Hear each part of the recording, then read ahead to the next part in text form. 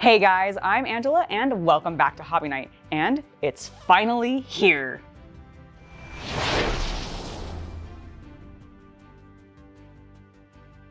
That's right, I got my hands on a copy of Curse City and it was quite an endeavor. If you want to find out more about it, make sure to check out yesterday's news video where I talk all about it.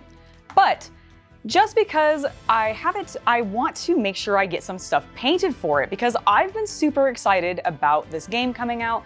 I've been talking about it for a really long time, and so I was looking through the heroes and I decided to pick one, and I went with Brutogg Corpse Eater because he has a lot of really exciting things for me that I want to challenge myself with. He has a lot of big open flesh areas, which I want to practice skin tones. He has a lot of metallics and leather opportunities because he's got a lot of layered armor pieces on him, which is really cool. But he also has some opportunities for a little bit of brighter color schemes as well. So there's a lot going on that I want to challenge myself with, and I'm very excited to paint him up for you guys. So without further ado, let's go ahead and get working on Mr. Corpse Eater. I'm going to start by giving him a coating of Seer primer. I'm doing this primarily because I like the blue undertone of Seer over Wraithbone, and because I'm going to be working with a lot of metallics and darker colors, I thought this would complement a little bit better with my overall color scheme. I also decided to keep him in a couple of pieces. While I did build him mostly, I did leave off the skull that goes on his base, as well as this belt piece that he has, just to make painting a little bit easier. Now that he's primed, I'm going to go ahead and start with some skeleton horde on that straw padding that's beneath his armor.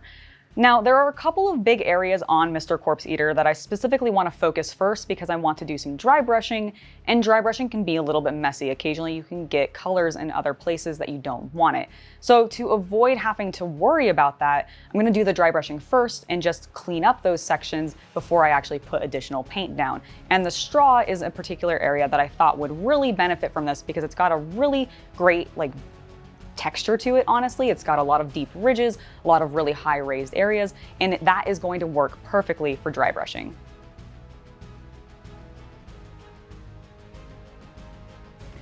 Now that the skeleton horde is dry, I think it's time to actually do that dry brush that I mentioned. So for that, I'm going to grab a pot of the Tyrant Skull dry paint, which is honestly a paint that has infiltrated its way into my painting arsenal very heavily, and I use it actually all of the time now.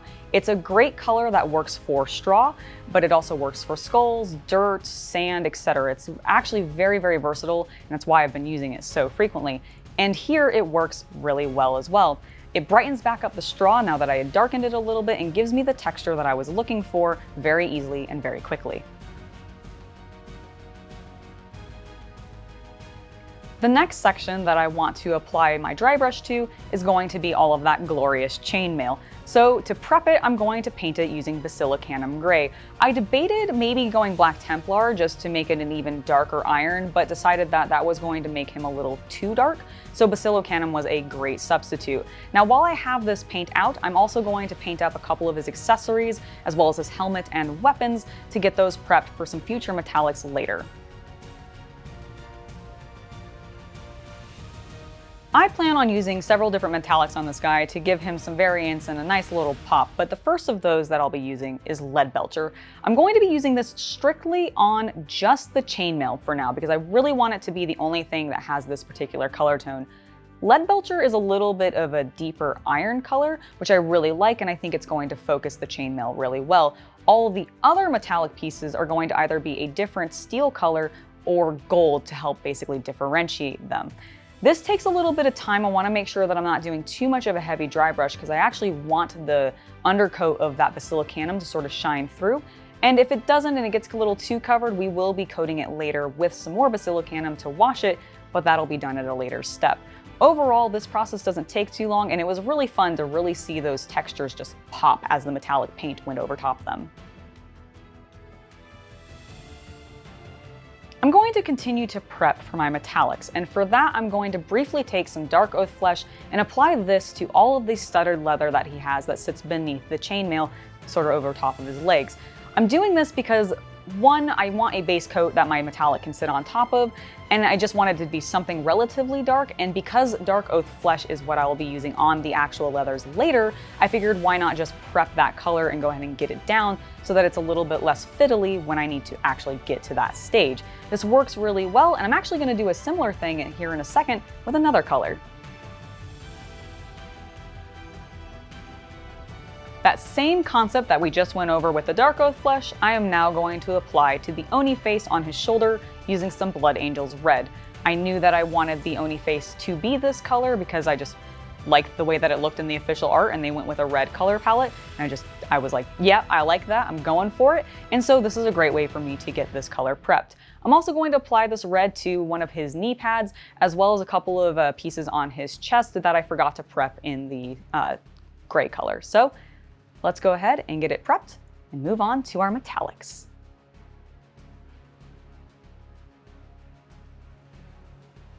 With the mini now thoroughly prepped for some metallic paints, I'm going to go ahead and break out some Vallejo paints, which is not something that I often do, but it was absolutely necessary this time because I simply did not have the proper color that I needed within the Citadel line that I at least owned.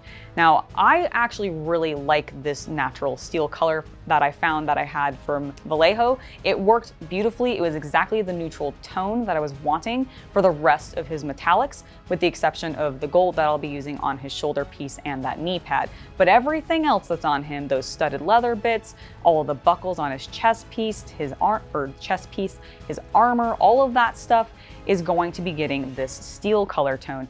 I think it works really well. It kind of goes with that old world vibe that I'm wanting, and I'm really happy that I had this color available.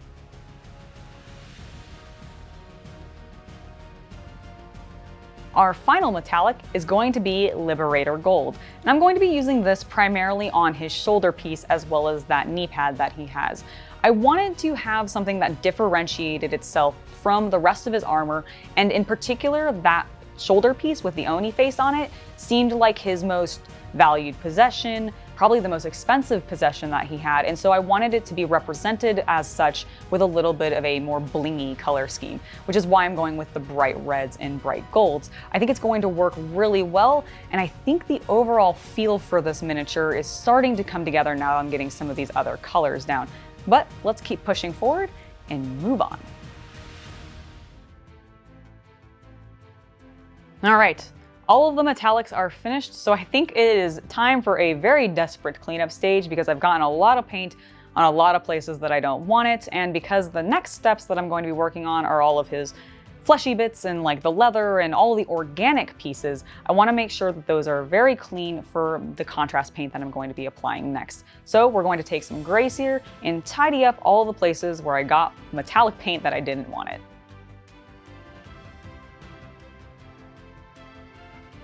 Now that the cleanup phase is done, I want to go ahead and work on his flesh tone because that's something I really wanted to challenge myself with, and I had a combo of colors that I've sort of been practicing and want to play around with a little bit more. So to start, I'm going to be applying a layer of Rakarth's flesh to his big muscly arm, that very veiny neck, his growling face, and of course his hands and everything, because those are all of the exposed fleshy bits on this model. With the base coat fully dry now, I'm going to take a 1-part mix of contrast medium with Guilliman flesh, mix that together, and then basically glaze his flesh using this color tone just to give it a nice sort of reddish fleshy hue. I still want that sort of darker skin tone that Rakarth's flesh has. It's got this little bit of peaky color tone that I really like, and I thought the Guilliman's flesh would complement that because it also has a little bit of a red hue to it. And it works really well. I'm very pleased with how his flesh is looking at this point.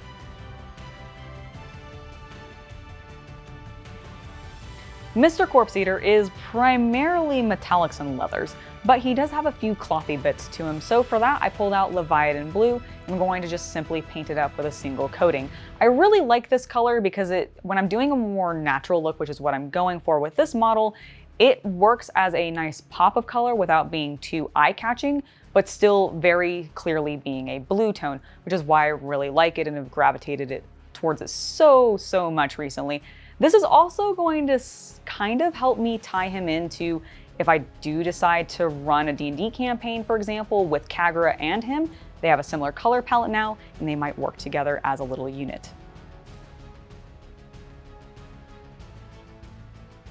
I'm going to work now on his boots, as well as a couple of accessories and leather bits that I wanted to differentiate from the rest of what I've been doing, because everything I've been doing so far has been very dark. So I pulled out Aggros Dune, which is a very nice sort of like almost straw-colored yellow, but not exactly, and it ended up creating this really nice light leather tone that I put on his boots, like I said, as well as that sort of terracotta jar that he has on his hip.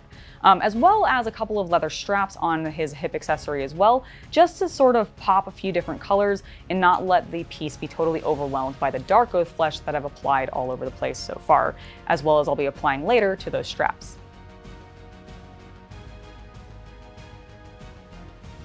Speaking of those leather straps, I think it's time that we finally get those painted, as they're the really last thing that I have left to base coat before I can move forward and start doing some of my detail work and washes.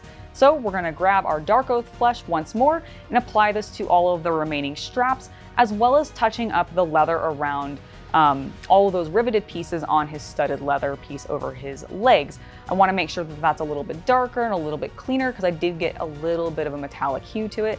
But thankfully, contrast paint actually covers up that metallic really nicely, so you don't even really notice it, nor do you really have to do a cleanup stage. It's fantastic.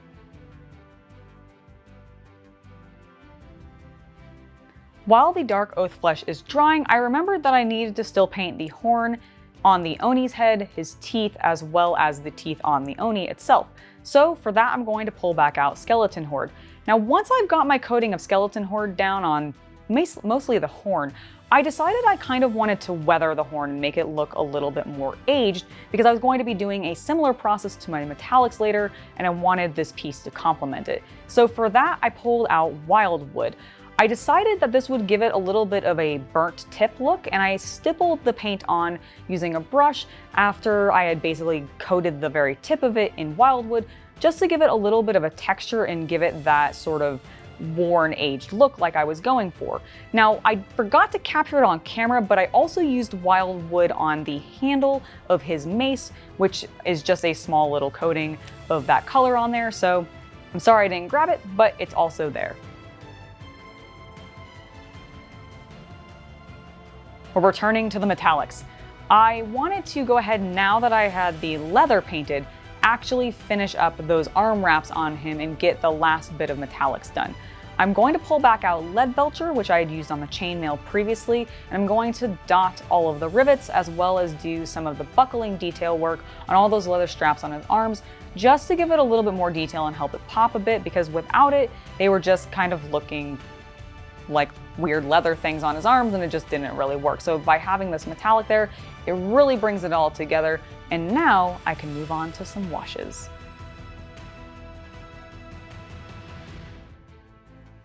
But before we move on to those washes, I'm going to get horribly distracted by the Oni face one more time.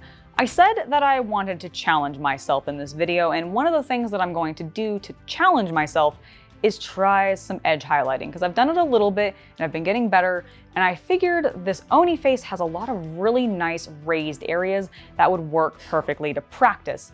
So I'm going to pull out some Wild Riders Red, which is just this nice sort of orangey red complement that works really well with Blood Angels, and glide my brush along those raised edges to give the face a little bit more detail. I'm also going to hit the eyes here with this just to help it pop a little bit more, and I think it works beautifully.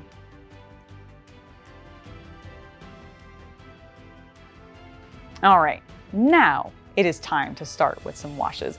And I'm going to begin with some Basilicanum Gray that I've watered down pretty heavily. And I'm going to apply this to all of the metallics, all of the silvers, all of the steel, all of the gold. Basically, I want to age the metals down. This wash is really going to help with that. And I actually really like what it does over top, specifically the golds. But it also softens back down a lot of that steel color tone, which was a little bit bright. Just knocks it right back, and I really, really like what Basilicanum does as a wash. I highly recommend it if you have not tried it already yourself to give it a shot, because it's awesome.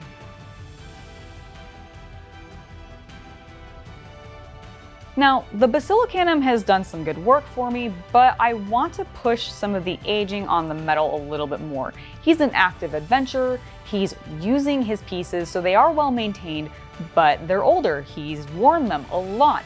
He's gone through a lot of battles, and I want to represent that in some of the metallic hues that I'm getting, especially on the silvers. So what I'm going to go ahead and do is steal something that I saw from a recent GW tutorial and actually water down some skeleton horde and apply this to some key locations on the miniature, specifically focusing on the studs on his studded leather armor, as well as his helmet and a couple other key locations. I want this to basically age it, like I said, give it a little bit of this yellowish old hue, which I really, really like. It works awesome, super well. Highly recommend it. I am going to avoid doing this to any of the weapons though, because I do want them to stand out a little bit more, and this gave me a good way to very subtly but very easily differentiate a couple more metallics and add a bit more variety.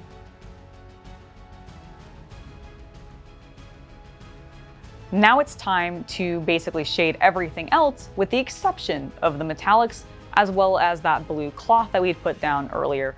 The skin, all of the leather, all of the bones, all of the accessories, like all of that stuff is going to get this wash of Reikland's Fleshade just straight out of the pot. Don't even need to thin it down. It just works super well. It is my go-to shades from the Citadel line, probably my favorite of them, because it just complements everything. What this is going to do for me is it's going to basically homogenize my colors a little bit, hide any tide marks that I may have gotten on some of my like browns or anything. If there's any like weird splotchiness, it sort of subdues those down, and it just gives me a nice subtle pop to everything, which I really, really like.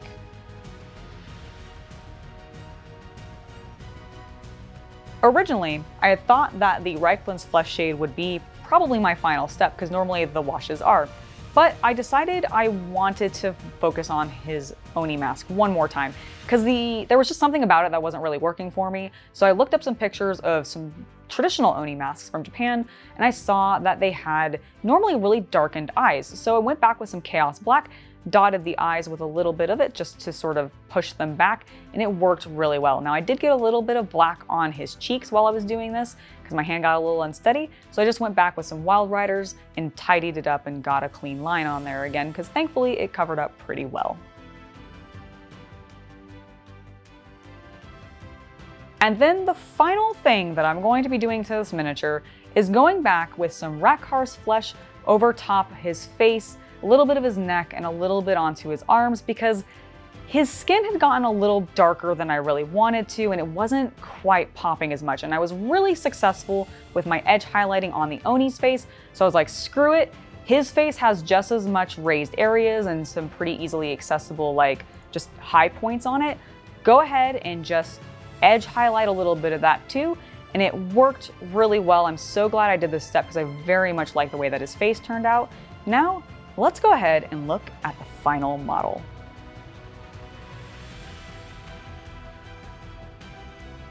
And here he is. He is a miniature that I have been having a real feels struggle with about him, because on one hand, I'm really proud of myself for the level of sort of traditional grim dark old world fantasy that I captured with this model. He is so much more gray, brown, and like yellow than anything I've ever painted before. And that's also what is completely throwing me off and making me feel really weird about him, because it's so unlike anything that I've painted before. Normally I do things with like really bright, bold colors, and I literally just got finished painting the Starblood Stalkers kit from Underworlds, and I used obnoxiously bright colors on all of those different models and a huge variety of them too. So he was a massive, massive shift of gears for me, but I'm really happy with how he came out. And the more that I look at him, the more pleased I do become with him. It was just one of those weird struggles of when I first completed him, I wasn't sure if I was actually happy with him, despite feeling like the quality was there. Now you might notice that I have not actually done anything with his base yet, I just simply painted it black. Well, I have a plan for something that I'm going to be doing in a future video using some of the Cursed City models and their bases because I want to do something unique for them. And I'm going to be waiting to do that until I have more of them complete so I can just focus on the base portion. So for right now, he's going to be remaining on just this simple black base. But I'm really looking forward to that. Overall though, like, this has just been a really fun miniature to paint. I'm really looking forward to painting the rest of Cursed City miniatures, but that brings me to the next thing I actually want to pose to you guys.